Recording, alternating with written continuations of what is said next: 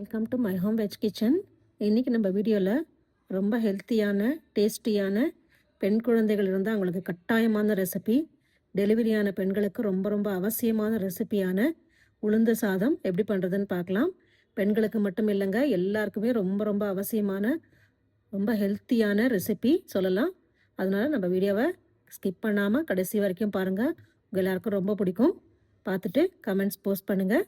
அப்படியே நம்ம my home veg kitchen சேனலை சப்ஸ்கிரைப் பண்ண மறக்காதீங்க. ஒரு அடிகனமான வானொலி எடுத்துட்டுருக்கேன். வானொலி நல்லா சூடாக இருக்குது. இதில் 1/4 கப்பு உளுத்தம்பருப்பு எடுத்துக்கிறேன். கொஞ்சமாக மிளகு எடுத்துட்டுருக்கேன். உளுத்தம்பருப்பு மிளகு ரெண்டுத்தையும் சேர்த்து நல்லா வாசனை வர வரைக்கும் நல்லா வறுத்துக்கலாம். ஒரு 2லேருந்து 3 நிமிஷம் ஆகும் உளுத்தம்பருப்பு நல்லா வறுபடுறதுக்கு. இப்போ உளுத்தம்பருப்பு நல்லா வறுபட்டிருக்கு. வீடியோவில் பார்த்தாலே நல்லா தெரியுங்க. நல்லா உளுத்தம்பருப்பு நல்லா அந்த ட்ரை ரோஸ்ட் ஆகிருக்கு. இப்போ நான் மிக்ஸி ஜாரில் சேர்த்துக்கிறேன்.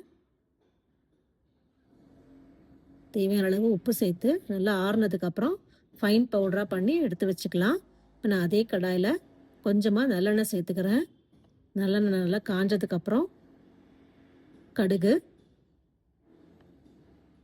கொஞ்சமாக ஜீரகம் சேர்த்துக்கிறேன்.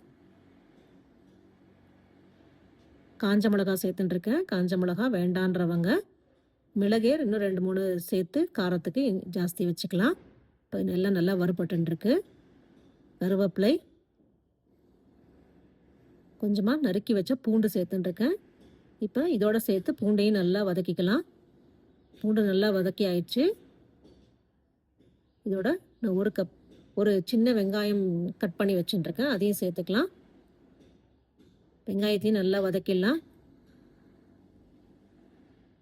பூண்டு, வெங்காயம், மிளகா, ஜீரகம் எல்லாமே நல்லா வதங்கியாச்சு.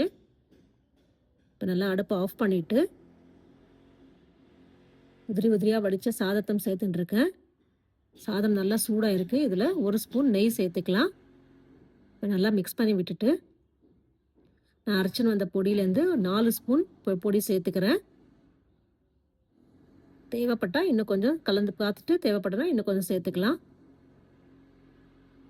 மிளகு வாசனையோட அந்த உளுத்தம் பொடி ரொம்ப ரொம்ப சூப்பராக இருக்கும். நம்ம எல்லாமே நல்லெண்ணெயில் தான் வறுத்துருக்கோம். அந்த வாசனையும் நல்லா இருக்கும்.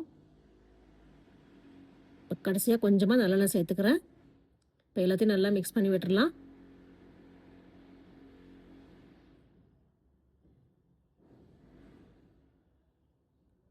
உளுந்து சாதம் ரெடி. பசங்களுக்கு அடிக்கடி செஞ்சு கொடுக்கலாம். லஞ்ச் பாக்ஸ்க்கும் நல்லாயிருக்கும். அருமையான லஞ்ச் பாக்ஸ் உளுந்து சாதம் ரெடி. நீங்களும் ட்ரை பண்ணி பாருங்கள் ஃப்ரெண்ட்ஸ். உங்களுக்கும் ரொம்ப பிடிக்கும். பார்த்துட்டு கமெண்ட்ஸ் போஸ்ட் பண்ணுங்கள், லைக் பண்ணுங்கள், ஷேர் பண்ணுங்கள். நம்ம மை ஹோம் வெஜ் கிச்சன் சேனலை சப்ஸ்கிரைப் பண்ண மறக்காதீங்க. இன்றைக்கி நான் வெத்த குழம்பும் வெள்ளரிக்காய் பச்சையோட சர்வ் பண்ணியிருக்கேன். அடுத்து ஒரு இன்ட்ரெஸ்டிங்கான வீடியோவில் பார்க்கலாம். Thank you friends.